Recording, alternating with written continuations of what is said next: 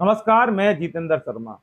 ज्योति नगर थाने में दर्ज FIR number 251/2023 यानी कि 1 नवंबर 2023 को एफआईआर दर्ज हुई, लेकिन आज अप्रैल की शुरुआत हो चुकी, लेकिन कार्रवाई कुछ नहीं हुई। सीधी सीधी मुद्दे की बात करता हूं तो संयुक्त वाल्मीकि एवं सफाई श्रमिक संघ के अध्यक्ष नंदकिशोर डंडोरिया के खिलाफ उनकी फर्जी मार्कशीट को लेकर, यानी कि मार्कशीट को लेकर फर्जी है असली है वो पुलिस जांच के बाद पता चलेगा, लेकिन अभी तक कहा जा रहा है कि फर्जी मार्कशीट, फर्जी मार्कशीट, फर्जी मार्कशीट। इसीलिए हमने इस शब्द का उपयोग किया है कि यानी कि किसी मार्कशीट को अगर असल के रूप में काम में लेकर पदोन्नति अगर प्राप्त की नंदकिशोर डंडोरिया ने, तो सीधा सीधा आरोप लगना लाजमी है कि मार्कशीट फर्जी है। 420, 467, 468, 471, 386 और 506 आईपीसी के तहत ये एफआईआर दर्ज कराई थी, लेकिन पुलिस ने अभी तक कोई कार्रवाई नहीं की। ये एक बहुत बड़ा पुलिस के ऊपर एक सवालिया निशान है कि कार्रवाई के नाम पर पुलिस अभी तक वहीं की वहीं बैठी है, और अगर कार्रवाई पुलिस ने की तो फिर आखिर वो कार्रवाई सामने क्यों नहीं आ पा रही।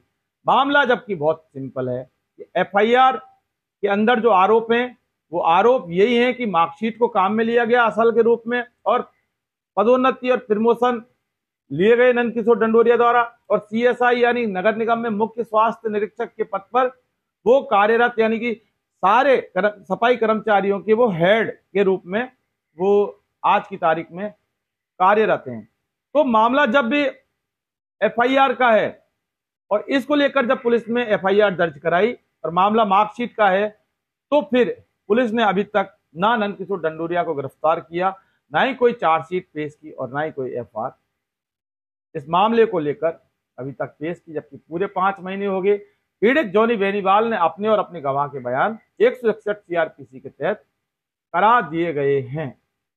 अच्छा, अब मैं मामला आपको बता दूं कि नंदकिशोर डंडोरिया की मार्कशीट अगर सही है तो क्या फिर बोर्ड का पन्ना गलत है, और अगर बोर्ड का पन्ना सही है तो फिर सीधा सीधा नंदकिशोर डंडोरिया की मार्कशीट तो फर्जी की फर्जी है।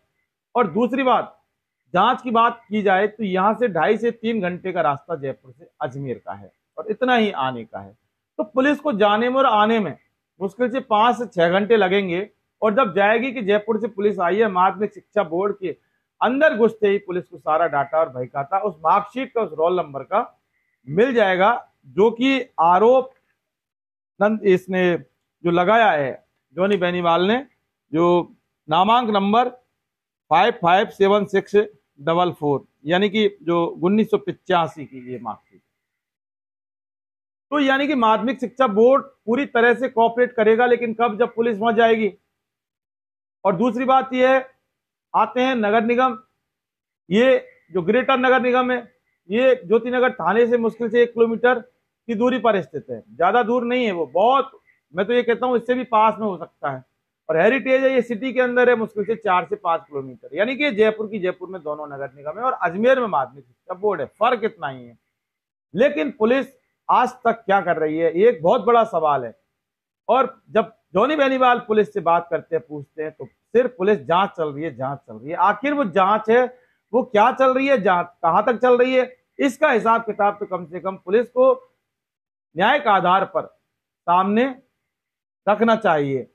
दूसरी बात यह है कि नंदकिशोर डंडोरिया इतना प्रभावशाली व्यक्ति है कि पुलिस उसके ऊपर कैसे कार्रवाई करेगी, ये एक बहुत बड़ा राजस्थान के अंदर संशय का विषय बना हुआ है। क्योंकि कहा जा रहा है कि जब अरुण पवार का जब मामला इतना बड़ा हो गया कि वो जहर खाकर एसएमएस हॉस्पिटल में भर्ती हो गया, पुलिस ने खुद ने उसके हॉस्पिटल में पर्चा, जो बयान है वो भी दर्ज किए थे, लेकिन कार्रवाई तो नहीं हुई। तो पुलिस का कहना था कि साहब पिटिशनर ये पीड़ित आएगा तो हम कार्रवाई करेंगे, बाकी हमें तो कुछ दिखता नहीं है। दूसरा, अरविंद गुयर का मामला हुआ था, मालवीय नगर थाने में एक चिट्ठी दी थी अरविंद गुयर ने, 2,40,000 रुपए का मामला था, लेकिन उस पर भी कोई कार्रवाई नहीं हुई। खैर, बात वापस करते हैं जॉनी बेनीवाल की। जॉनी बेनीवाल ने अपना स्टैंड ले रखा है, एफआईआर दर्ज करा रखी है, लेकिन अब जॉनी बेनीवाल ऐसे में बहुत बड़ा मजबूर हो चुका है, हाथ पर हाथ धर के बैठा है।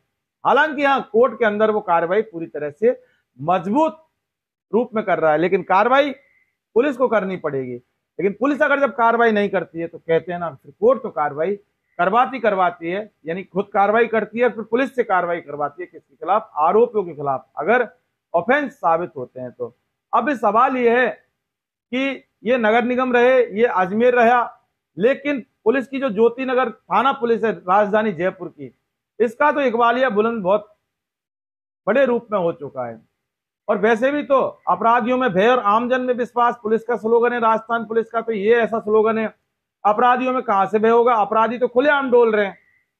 भय तो उल्टा जो पीड़ित है उस पीड़ित को बहुत बड़ा भय है कि उसको धमकाया जा रहा है और उसको जान से मारने की धमकियां मिल रही हैं। इसलिए 386 506 जो धारा है वो भी इसके अंदर उस धारा का हवाला है। उसका कहना है कि जब वो इसकी शिकायत करने जब जाते हैं जॉनी बेनीवाल, तो सीधा नंदकिशोर डंडोरिया उसके आदमियों द्वारा उसको धमकाया जाता है। तो मामला बहुत गंभीर है कि आखिर पुलिस के हाथ अभी तक नंदकिशोर डंडोरिया के गिरेबान तक क्यों नहीं पहुंचे। छोटा सा मामला है, पुलिस को जांच करके पटक देनी चाहिए।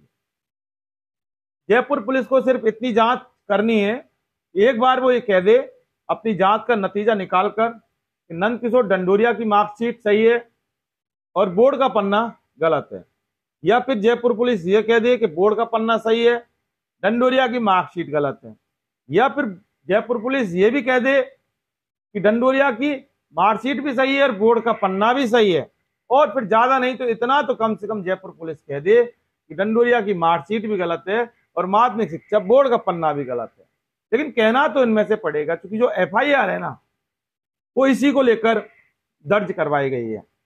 बहरहाल जयपुर पुलिस कमिश्नर का जो इकबालिया बुलंद अपनी पुलिस को लेकर है, तो ज्योति नगर थाना जयपुर के अंदर ही आता है। तो जरा आप अनुसंधान अधिकारी यानी कि आईओ से कम फाइल तलब करके आप भी कम से कम देख सकते हैं, और तमाम पुलिस के जो बड़े अधिकारी हैं वो भी तो कम से कम देख सकते हैं कि आपका आईओ कर क्या रहा है इस मामले को लेकर, जबकि मामला बहुत बड़े स्तर का मामला है। क्योंकि जो नंदकिशोर डंडोरिया है वो मुख्य स्वास्थ्य निरीक्षक यानी कि संयुक्त वाल्मीकि सफाई श्रमिक संघ का अध्यक्ष भी है, और नगर निगम में सफाई कर्मचारियों के सबसे बड़े पद के रूप में वो कार्य करता है। लेकिन आपकी पुलिस वहां तक अभी तक नहीं पहुंची, ना कोई रिकॉर्ड तलब हुए, ना ग्रेटर से और ना हेरिटेज से, और अगर हुए तो फिर वो अभी तक सामने नहीं है। लेकिन सवाल ये कि मामला कोर्ट के द्वारा जब ये उठाए तो फिर सेटल भी कोर्ट के द्वारा ही होगा, इतना जरूर तय है। देखते हैं कि आगे आगे पुलिस क्या करती है, नंदकिशोर डंडोरिया क्या करता है, और जॉनी बेनीवाल क्या करेगा, और फिर मिलॉर्ड क्या करते हैं। ये एक भविष्य के गर्त में छुपा हुआ है, लेकिन इंतजार आपको इस चीज का जरूर करना पड़ेगा कि आखिर सत्यमेव जयते वाला जो हमारा स्लोगन है, इसमें किस तरह से जॉनी बेनीवाल की जीत होगी या फिर हार होगी।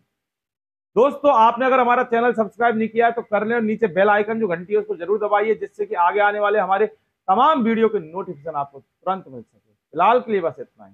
नमस्कार।